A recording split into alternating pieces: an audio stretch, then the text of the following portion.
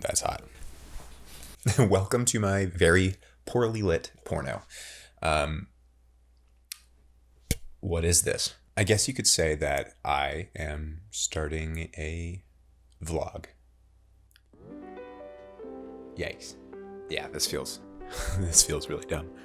Let me check my notes. Okay. Who am I? My name is Garrett, and I have a goal. That goal is to do the Grand Traverse in a single day. Why should you care?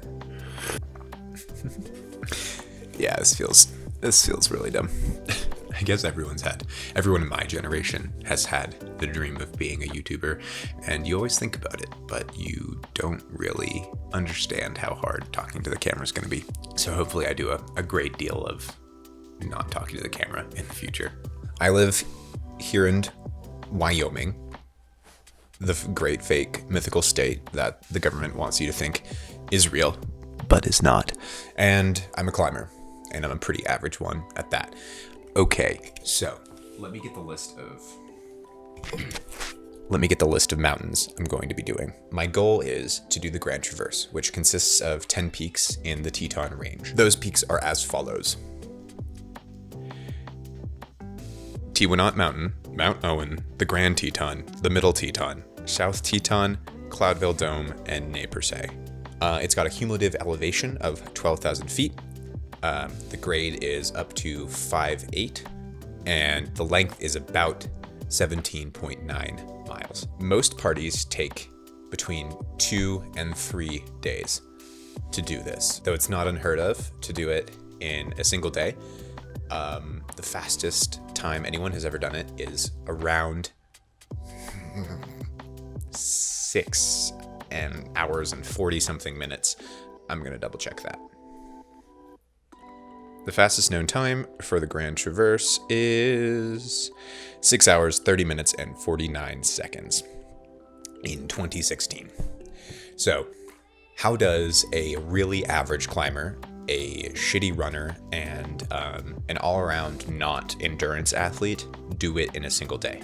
Well, I've already started planning for it. This past summer, I did a lot of climbing in the Tetons, all with the goal of doing the Grand Traverse in a single day. I didn't have the fitness to do it in a single day. Basically, we could have done it in 2 days. We definitely could have done it in 3 days. But we did the Cathedral Traverse, shown here, which is the first 3 mountains, Tewanot, Mount Owen, and the Grand. And we did those. It took us 22 hours to do it. And the big realization was basically super average climber, not runner, me, Garrett, also known as Gert, needs to become able to run half marathons at elevation consistently above 11,000 feet on shitty terrain while also doing some climbing. And that's where I think this comes in, because you're going to watch me go from hopefully what I am now to someone who can do the Grand Traverse in a day. It is October 3rd, and I will probably be attempting it sometime in July or August of next year. My plan is to come out with monthly, maybe, videos charting the progress, because essentially when my training starts on Monday, it starts for real, and I will be ramping up to the Grand Traverse. And so this month is going to consist of the Alpine fitness test, and then also just the pure suffering of going from zero activity to a lot of activity. So yeah, I guess here we go.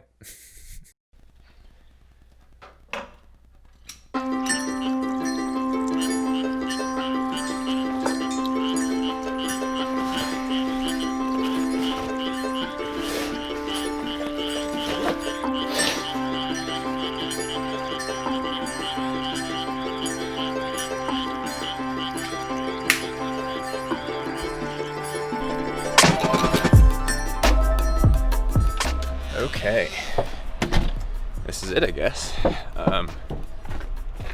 Oh shit. We are headed off to do the general fitness test. The first thing on the docket is we're going up and doing 1,000 feet of vertical gain with a pack that's 20% our body weight. So for me, that's roughly 32 pounds, so that's gonna be fun. I'm already out of breath and I'm just walking with this 32-pound pack. That's pretty much what we're doing this morning. Yeah, so Cody is my friend, and you're probably gonna be seeing him a lot, and I'm kind of coercing him into doing this training with me. I guess that's a mantra I have. If you don't have partners, make them.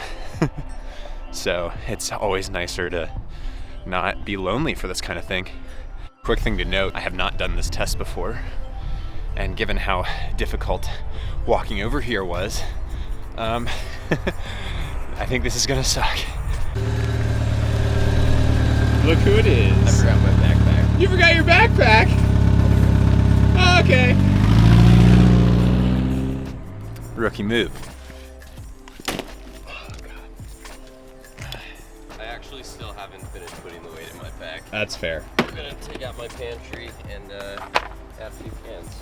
Nice. 24, 25, 26, 27, 28. Wait, no, that's all I need. Actually, we're taking one out. 27. I'm gonna leave it on for this at least. Yep. Oh, God.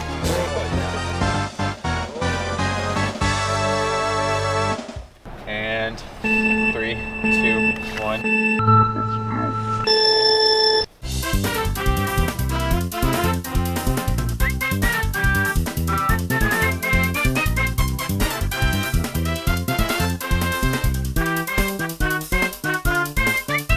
What's up, Cody? I feel like I just lugged a month's worth of canned beans up a mountain because I did.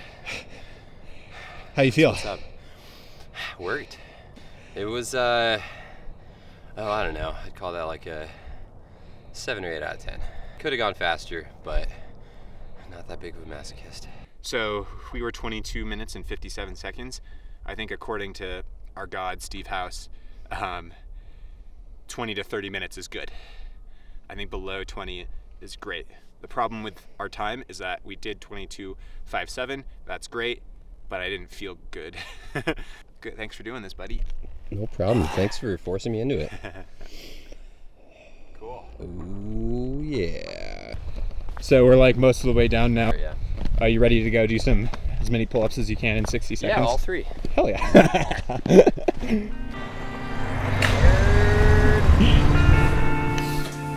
Okay.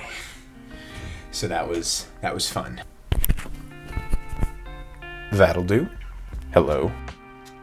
So that was a lot of fun. That sucked in a lot of ways. So I'm gonna go through and contabulate the results in my training journal. Also, this is the Bible that I'm using. So when I say like Steve tells me to do something, I think according to our god, Steve House, this is what I mean. For the 1,000 foot climb, we got 22:57. And according to Steve, between 20 to 40 minutes is good. Excellent is below 20, and poor is 40 to 60 minutes plus. So that means we're really close to excellent. But the thing is, that didn't, as I said, that didn't feel very excellent. So goals for next season, or the next time I do this, I would like to see myself maybe drop a couple minutes. If we're sub 20, that'd be really cool, like in the 19-minute range. And then for the other activities, let's see if Steve says I was good or not. For dips, 10 to 30 is good and above 30 is excellent. I got 40, but I also think I was cheating. You're supposed to go all the way to like full extension, and I don't do that because of an injury I had a few years ago. Sit-ups above 50 is excellent, 30 to 50 is good, and I had 46. So I'm at the upper end of that, and that is probably just because I've been doing core semi-regularly all summer. Pull-ups in 60 seconds, 15 to 25 is good. Below 15 is poor. I had 6. So that's pretty bad. I'm gonna have to give that some attention. Box steps, 30 to 45 is good. I was at 32, so at the lower end of good. I'd like to see that go up maybe towards the upper end. And then push-ups, 15 to 40 is good. I had 31, so okay.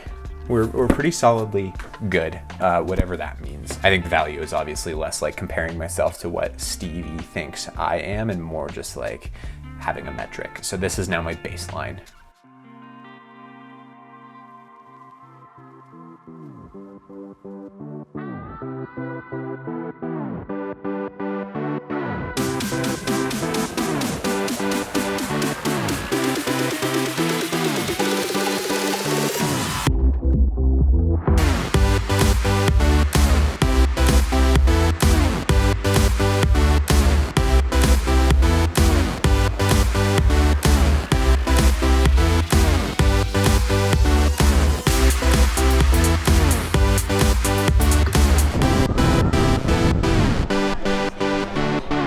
Very much.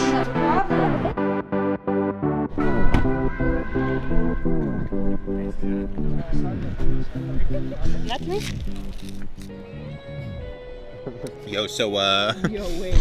You called me. can I take you up on that offer? Are you talking about how you're stomping on top of... Hello, and first off, 2 apologies. 1, I'm sorry that I'm talking to the camera again, and 2, if you don't like super ultra vloggy style and you didn't like that last bit, sorry. I'm not gonna make a huge habit out of it. Shout out to Garrett and Sydney for helping me out with that. It's the 25th of October.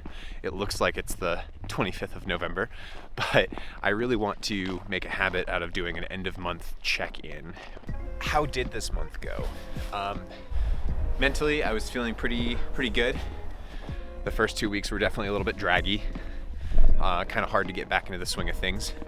Though honestly, I'm working out like 30 to 45 minutes at a time, and it's kind of nice. Like I have a lot more time to do other things like this. So the goal is to make it so easy that I don't really have an excuse not to do it, and it'll start ramping up over the next couple of weeks. But yeah, really, I guess October went kind of well, and I have to apologize, like I'm still getting used to this. I'm still getting used to like what the most interesting way to watch,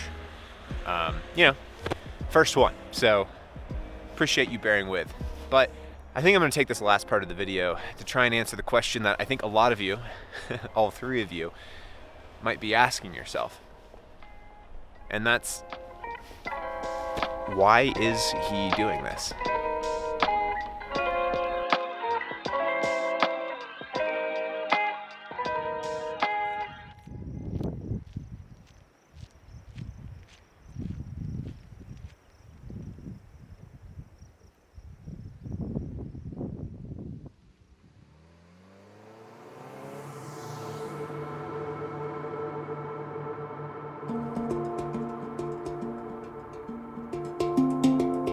In the June of 2019, I was fresh out of undergrad, and I prepared to make the move from the East Coast out to Jackson, Wyoming, with the promise of an internship and a lease, both due to start a few weeks after I was slated to arrive. Along the way, I visited friends. I said goodbye to people and places I had grown to love.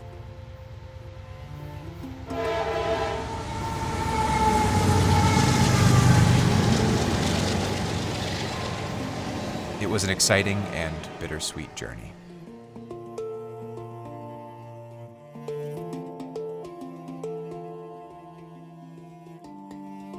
Once in Jackson, I camped in my car, bouncing from free campsite to free campsite. I set about with the intention of making new friends. My second day there, I met a crew of 20-somethings at a free climbing clinic. This group of people would become my crew of friends. Each of them has become an individual I cherish, and I've learned multitudes from each one of them. Some have already moved on from Jackson, but I continue to love them. I set about making myself acquainted with the Tetons, climbing everything I could safely manage. I learned a lot about myself and about climbing.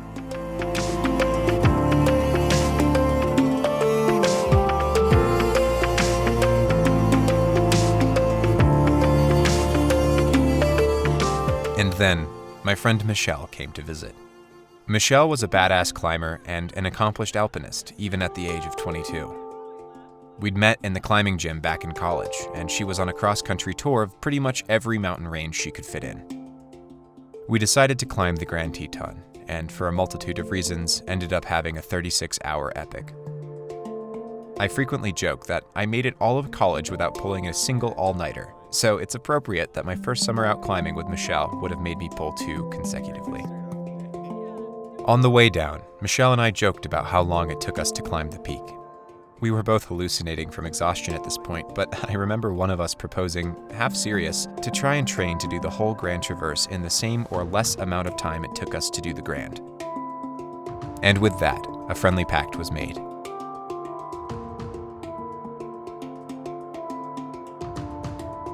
On October 27th, 2019, Michelle was killed in a rockfall in Red Slate Mountain, along with her climbing partner, Jennifer Shedden. They were doing everything right, the articles say. They were just in the right place at the wrong time. In the following month, as I grieved, I resolved to do the Grand Traverse in 36 hours or less. I aim for 24 because it's probably what Michelle would have wanted to do. It is also my goal to destigmatize and raise awareness about grief and mental health in the climbing community. What you are watching now, 370 days since my friend, mentor, and climbing partner's death, is the first step towards those ends. And that is why I do what I do.